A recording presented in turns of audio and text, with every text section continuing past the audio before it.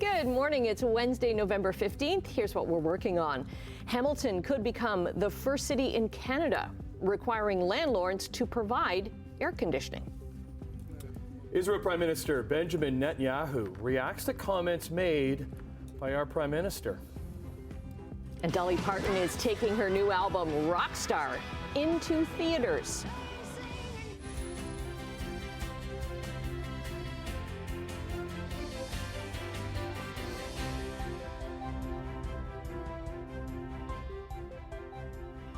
Good morning. Look who's back. Hello. Refreshed after your birthday? Refreshed is one word. Okay. Okay. Feeling pretty good. Feeling older. Yes, and maybe I should have went with the whole Brian Wood taking the whole week off. Yeah, very smart of him. But Steve is in for us now, and what are the roads looking like this morning? Roads are looking actually pretty good out there. Weather's still not a factor. Friday, that's going to be a different, but between now and then, Wednesday, Thursday are going to be kind of really nice days ahead of us with some sunny conditions. A little bit of fog, though, up in the Kitchener area, Kitchener-Guelph area as we speak, but it will get moved away as the sun does get through the clouds over the next couple of hours or so. But on the roads, we're looking in pretty good shape. So 1 minute after 6, let's have a look and see what's happening on the roads. If you're heading out in the next few minutes, well, here's what you're going to encounter. Down towards the Niagara area, things as usual are a little on the slower side right now, so that's okay. Looking at the Skyway eastbound, we're seeing no major problems out there at all. Niagara Street, traffic is very, very light. Up through the Hamilton area, though, okay, we're starting early today, just after 6:01. We are seeing a fair amount of vehicles moving eastbound, which is coming towards us on the left side of your screen there. Westbound is fairly quiet. Branch Street also busy eastbound, so it looks like it's going to be one of those busy days ahead of us here. Up by the Ford plant, already seeing some traffic moving up there, and 403 west of Mississauga seeing no major problems, but traffic is busy. Up by Pearson Airport, well, it's a little bit lighter today than it has been for the last couple of days. So again, as you're heading out, expect some fog in the Kitchener-Guelph area. That'll burn away, but for right now, we're just looking at some volume out there, slowing things down in some areas. We'll look at your weather and more traffic in a few minutes. Thanks very much. Well, the City of Hamilton is trying to tackle industrial environmental concerns with a new pilot project. We have a real obligation to our residents to really keep industry accountable. And the challenge right now is that at the provincial level, they're actually downloading a significant amount of that accountability. In fact, they're streamlining it so much that now there are significant gaps that will be happening. Hamilton's Planning Committee has voted unanimously to fund this pilot project that dedicates bylaw resources to people's concerns around industry. It comes after complaints over plumes of smoke, odors, and noise. Those problems typically fall to the province, but the city says this project would assign a bylaw officer to work with the province on what's being done and identify any gaps in enforcement. It would also create a database of repeat offenders and work proactively with those businesses to avoid future incidents. The pilot project would cost around $317,000 for next year. Well, the world is heating up. We all know this. And Hamilton is making sure renters stay safe in the summers. The city is moving ahead with plans for an adequate temperature bylaw, meaning landlords will be mandated to keep their buildings from getting too hot. That's listed as below 26 degrees. Councillors voted unanimously to instruct city staff to take a deeper look at what it would cost and how it could be implemented. So that report is expected by the end of this year, with the bylaw slated for the first quarter of next. A Hamilton Wentworth District School Board trustee says the board has launched an investigation into social media posts that she made. They supported Palestinian human rights, and now she's being accused of breaching the trustee code of conduct. Ward 2 trustee Sabrina Dahab released a statement that reads in part, quote, "I am concerned that this investigation is an attempt to silence me for my vocal condemnation of Israeli apartheid." It also says, "I condemn Israeli apartheid and believe that for there to be peace, the siege of Gaza must be lifted and the occupation must end." She says, "I reject the conflation of anti-Zionism with anti-Semitism." And she calls on Education Minister Stephen Lecce to unequivocally condemn anti-Palestinian racism and Islamophobia across Ontario's education system.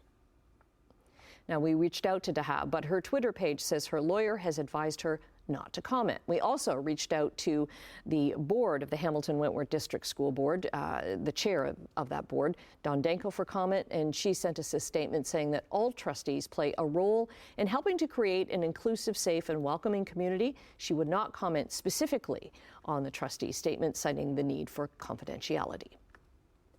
Well, the lawyer for a man accused of killing 4 members of a Muslim family in London, Ontario, insists his client is not guilty of the charges. The jury heard closing arguments yesterday in the trial of 22-year-old Nathaniel Veltman. He's facing 4 counts of first-degree murder, 1 count of attempted murder for hitting members of the Afzal family with his truck back in June 6th of 2021. Prosecutors alleged it was deliberate and amounts to an act of terrorism. Now, the defense lawyer says Veltman did not commit an act of terrorism and is not guilty of first-degree murder because he did not have criminal intent and did not deliberately plan the attack. He also argues that Veltman suffered from several mental disorders. Hamilton's mayor has released a strongly worded statement about the HSR city bus workers' strike last night. Andrea Horvath says the city is offering transit workers a wage increase of 12.75% over 4 years, the same increase that's been accepted by the city's CUPE members and other unionized employees who have recently ended their strikes. She continues in this statement, quote, "A wage increase higher than that would be unfair to Hamilton's other unions and to the people of Hamilton, whose transit fares and property taxes would go up as a result." She continues on, "That fact won't change before or after the Grey Cup is played in our great city." And that leads right into this, because HSR services impacted by the current label dispute will not be replaced for the Grey Cup game. The HSR Ticket to Ride program on game day will not be in service unless the Amalgamated Transit Union and the city can reach a deal to end the strike in time. Previously planned shuttle services transporting fans on non-HSR routes arriving in Hamilton on trains at West Harbour GO Station will continue as planned. So the regional transportation program from Niagara Falls to Tim Hortons Field will also continue as planned. Now, the city of Hamilton says they've reached out to ATU Local 107 to invite them back to the bargaining table, but the union says they won't meet unless the city is willing to budge on the wages. Speaking of Tim Hortons Field, things are changing there. It's still decked out in black and yellow, but it's clear that the Grey Cup has taken over. Extra seats have been added, included tented seats. The game's executive chef says the food will include the Hammer Dog, which is covered in hickory sticks, cheddar, and bacon. To wash it down, more than 100,000 cans of beer and over 40,000 cans of seltzers are ready, totaling over 150,000 drinks. It's been a great challenge for not only for me and my team. We've all come up with creative ideas together, and having a great team to help execute that is probably one of the most exciting things. Organizers say Tim Hortons Field is going to fit 30,000 people for the Grey Cup, 6,000 more seats than you would normally see for a Ticats game. And for those heading downtown Hamilton, a note that there are several road closures for Grey Cup festival events taking place, and they start today. So James Street North is closed between York Boulevard to Cannon Street and Cannon Street to Barton East for the Grey Cup Fan Central James Street Festival. They'll be closed until Sunday at 5. And more road closures at Gage Avenue South between Main East to Cannon, and at Cannon between Gage and Balsam for the community race to the Cup. Those roads will be closed from 10 a.m. to 12:30. And then on Saturday, a number of streets will be closed downtown for the Hamilton Santa Claus Parade and Grey Cup Parade that begins. The closures begin at 9:30. Okay, let's get to the game stuff. 4 sleeps away. From all eyes of the Canadian football world on Hamilton as hosts of the 110th Grey Cup with the Alouettes facing the Blue Bombers. The big game for the first time after arriving in town on Monday afternoon. Both teams were at Tim Hortons Field yesterday getting set for the game on Sunday. They got their locker room assignments and were on the field for practice. Media was allowed to check out practice, so nothing too technical was laid out. That will be changed in the next couple of days as Montreal knows they have to stop number 8 for the Blue Bombers. Zach Collaros is an amazing quarterback, but I think even more so, I think he's very good at exploiting weaknesses. And I think that as a defense, we have to be sound on all cylinders. So no missed tackles, no missed assignments, no busted coverage, because he's going to see that. They got a great D-line, great linebackers, and a great back end. So like I said, we just got to stick to our process have a great week, work extremely hard, and then let the rest take care of itself. Yeah, the Alouettes will have to handle that guy. That is Brady Oliveira, who is up for Most Outstanding Player. He's going up against Chad Kelly of the Argos. That trophy and all CFL awards will be handed out in Niagara Falls coming up tomorrow night. Just across the road from the Falls. Let's move to some football down there because the Bills did some shuffling after another disappointing loss Monday night at home against Denver. The offense sputtering. They have ousted offensive coordinator Ken Dorsey after a season and a half. Head coach Sean McDermott said it was time for a change. Dorsey was replaced by quarterbacks coach Joe Brady as they welcomed the Jets into town on Sunday afternoon. The true north, strong and free. Oh, Canada, we stand, arise. We stand on God for thee. Wait a second. Something's wrong there.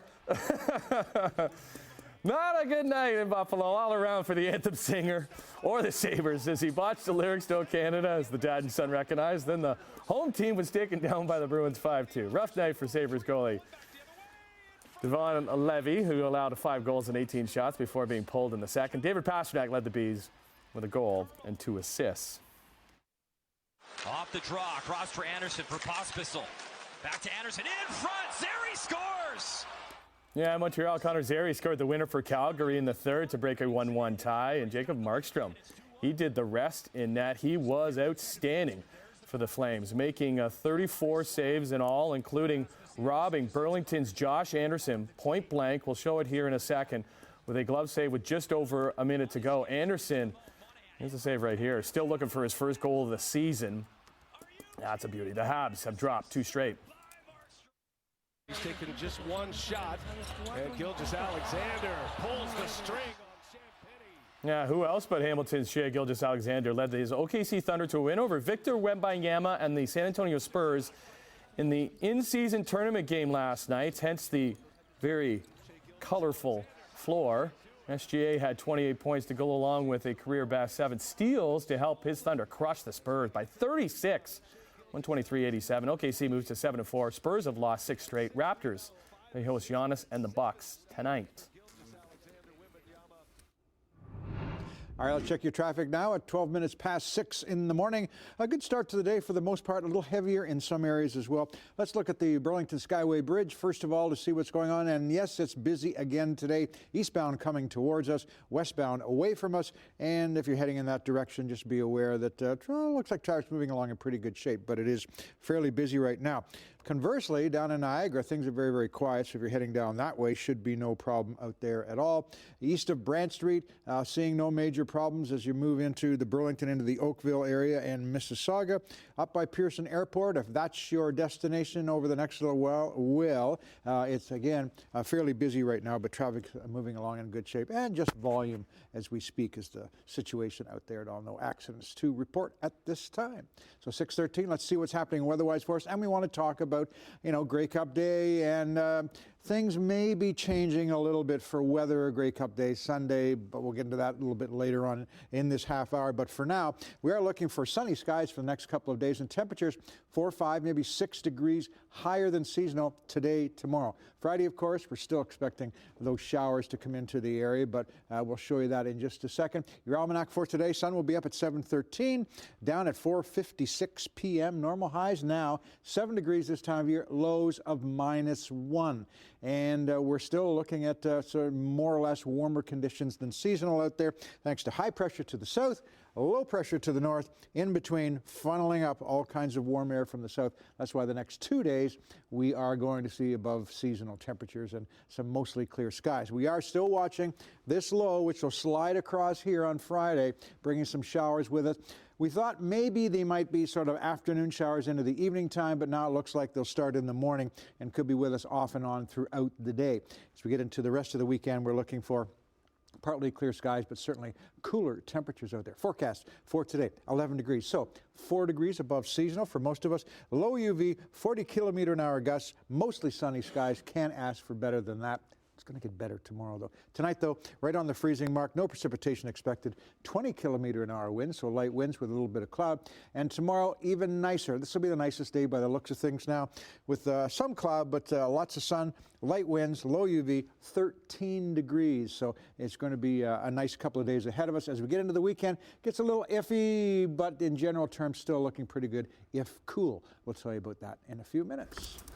Okay, let's say good morning now to Emily Vukovic. What did you got coming up on Chit Chat?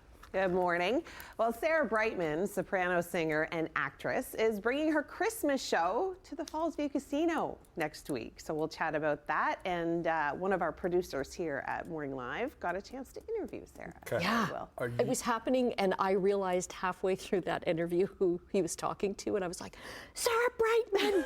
Oh, I love Sarah Brightman. Even though he turned around and said to us, hey, Emily, hey, Annette, I'm interviewing Sarah Brightman in 2 seconds. So if you get up and walk around, you're going to be on the interview. Yeah, I know. But I just heard I'm doing an interview, and I'm like, okay, I'll sit down. Yeah. Are we going to hear your soprano, Emily, as you normally like to serenade us on La, la, la, la, la. Okay. We'll see. You work on that. We'll meet at the couch in half an hour. Sounds good. See you then. Okay, after the break, Canada's Heritage Minister says the ink's still drying on Canada's online streaming bill, and one group that you're not going to have much to worry about.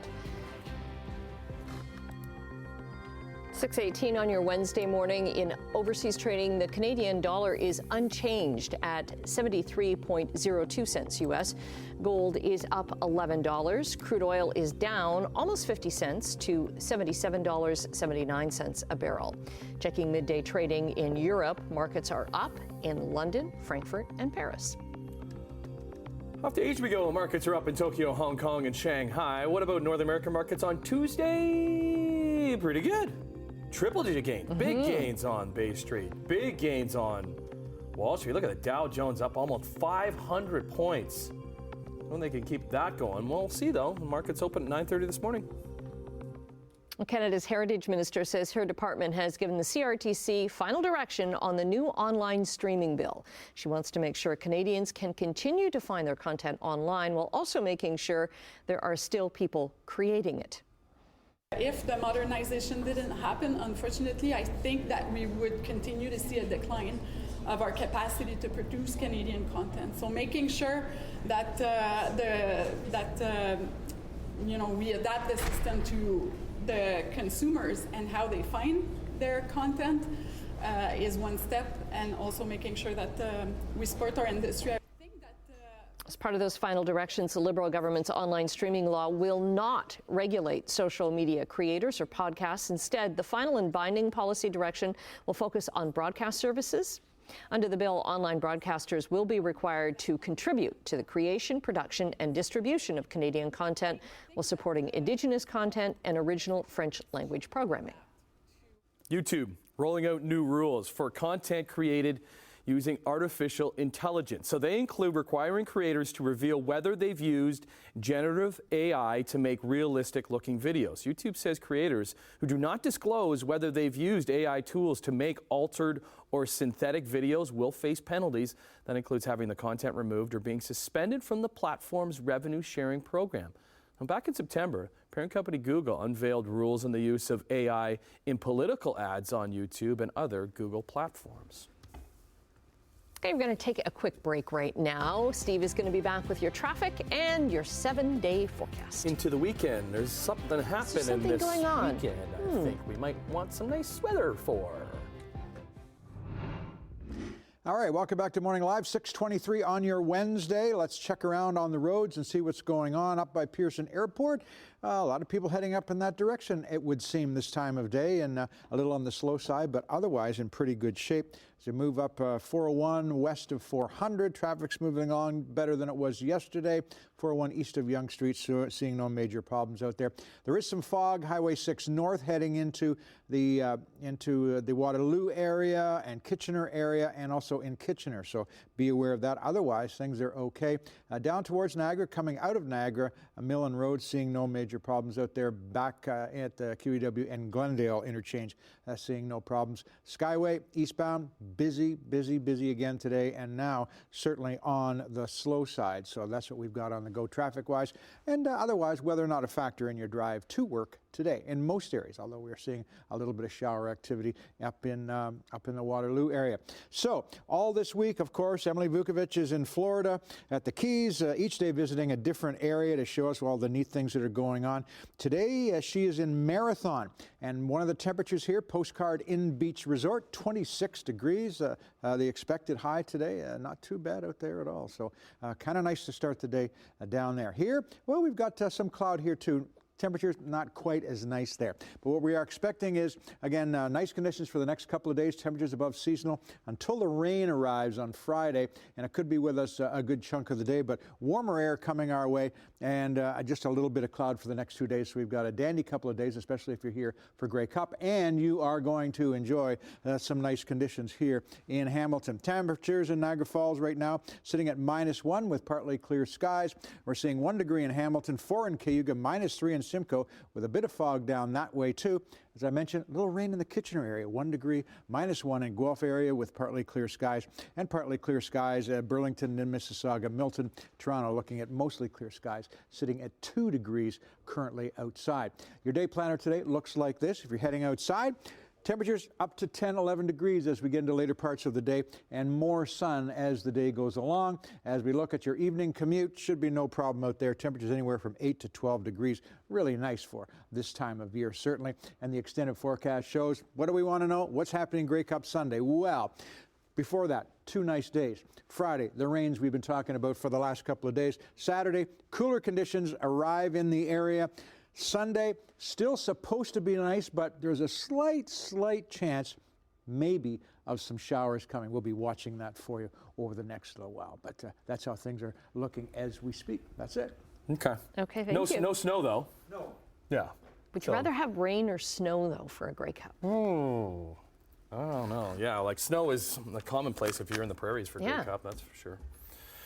Okay, lots more Grey Cup talk coming up. Let's listen. Most people would do anything to keep cockroaches out of their homes, but there's an American pest control company that is paying people to bring them in. A company called the Pest Informer out of North Carolina is offering $2,500 to a homeowner who will let them infest their home with American cockroaches, part of a study to help the company evaluate the effectiveness of a specific technique of pest control.